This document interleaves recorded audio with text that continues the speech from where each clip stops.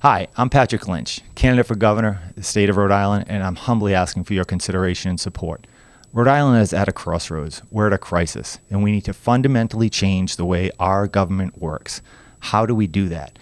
Well, first, we have to turn the tide on unemployment. We have to change our priorities and get the focus back on where it should be, on small businesses, to lift up the small businesses in this state. In order to do that, we need to change the way our government operates. Currently, our government gets in the way. We spend too much on our government, we tax the people too much, and we put regulations in place that only hamper development, turn away businesses rather than spur development in our state. We need change in this state, and we need somebody who has the backbone to stand up for that change. I am that candidate.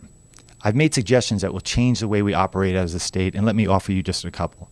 One is that we need to get away from the legislative system that we have in place. There's no need for the duplicative process that we have. We need one legislative body. Legally, there is no need to have a second body. One body will take away from what happens now. Obfuscation, duplication, and the people of this state get hurt, especially the small businesses. Second, we need a biennial budget. What does that mean? That means every 2 years we plan ahead versus what we do now. Too often, government is not forward-looking enough. We need to change that. Too often, that system sets us down the wrong path and has put us in the position we are today. A biennial budget would help us be more forward-looking in the state. The last is a line item veto. The governor must have that in Rhode Island, so he or she could use a scalpel rather than a sledgehammer to excise, take out the bad portions of the bill, and force more transparency and discussion of items that are included in the budget that injure our people.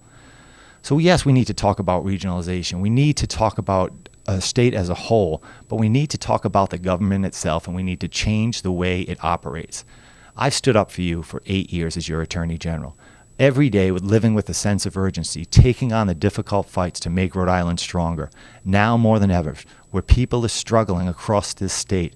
They're scared, they're mad, but they want to believe that we'll stand up for them. I've always done that as the Attorney General. I'll continue to do that as your governor. And again, I humbly ask for your support. Thanks very much.